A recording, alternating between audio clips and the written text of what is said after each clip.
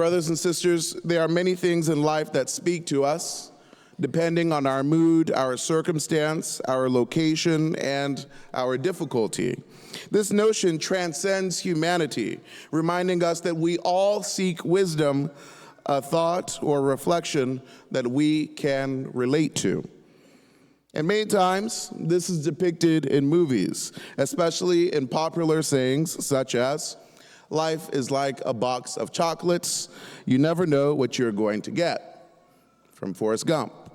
Or, in times of crisis, the wise build bridges, while the foolish build barriers. That came from Black Panther. Or maybe another popular one, "There is no place like home." You guys know that comes from The Wizard of Oz.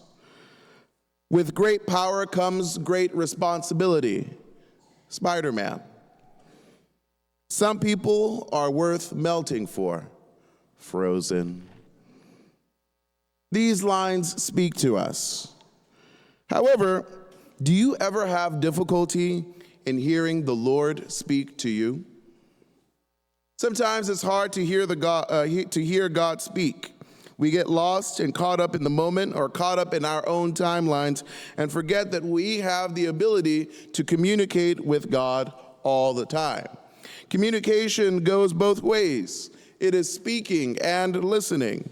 It's about intentionality, paying attention and not having to say what we want to say just for the other person to hear, but to wait actively, allowing the other person to share too. Without this, all we have is a chatty catty instead of a friend. We can also have the complete opposite, always holding things in and maybe not expressing and not looking for what is better because we believe that the better will never come to us. And this isn't right either. Today, the church celebrates the Feast of the Epiphany, where the three magi look intentionally for the guiding light, the star in the sky, a light that is present and clear and will never lie nor deceive. They followed the star and encountered Jesus. They did this because their hearts were open for deeper. Is your heart open for more? In the first reading, we hear from the book of the prophet Isaiah of the future fulfillment of God's promises. It is a light of truth, one that represents the notion that God will never neglect his people, his chosen ones. And you may agree that if God has called upon you to be chosen and special, that will be a great privilege, right? However, this kingdom where God has chosen elect is not limited to a kingdom that comes and goes on earth, but it is intended to be fulfilled with all his chosen ones. That's you and me too. Needless to say, do not be limited by God's glory and goodness, because the Lord has rescued you, just as he has rescued the people of Israel time and time again before the coming of Christ. The Lord seeks to redeem all who are his own, those who seek to worship the Lord our God, who makes us in his own image and his own likeness. Now, this is a task not just for the Israelites of old, but for all nations. Just as we heard in the responsorial psalm, all nations will adore the Lord. However, if the theme of today is openness, how then can we be open to a God of unlimited joy if our hearts are open to a different God? Maybe it's important to ask, who is the God after my own heart? Too many times we limit ourselves with poor thoughts, such as, oh, I am not worthy of God's love. Oh, I'm not holy like other people are. Oh, there's no way for me to be a saint. Oh, I don't have any special gifts or talents from the Lord. May friends and family be the only gifts that are good enough for me. These are very silly qualifications, brothers and sisters. Why? St. Paul, in his letter to the Ephesians that we heard of today, speaks of the stewardship of God's grace.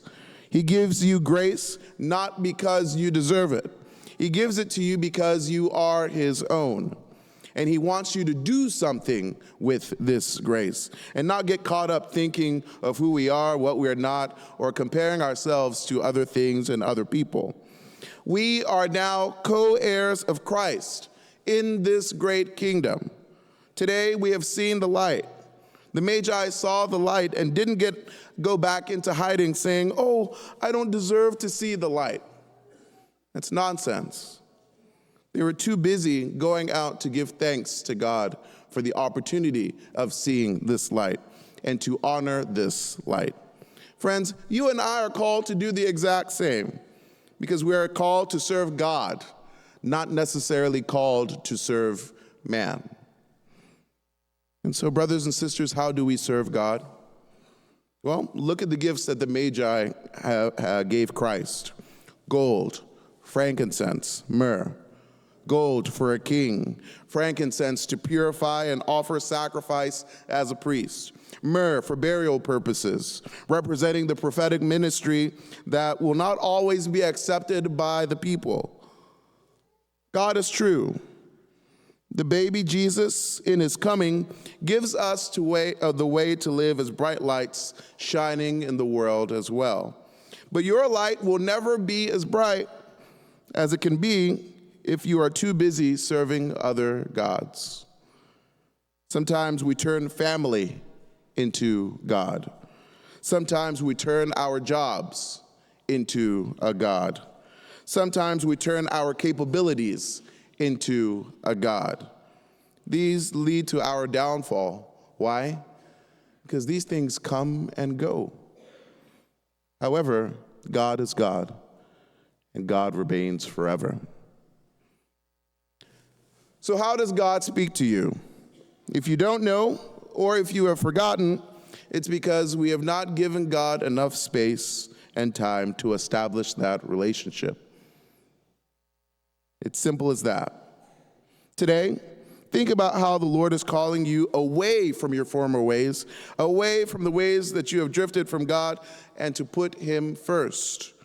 Don't be ashamed. He has not disowned you in any way.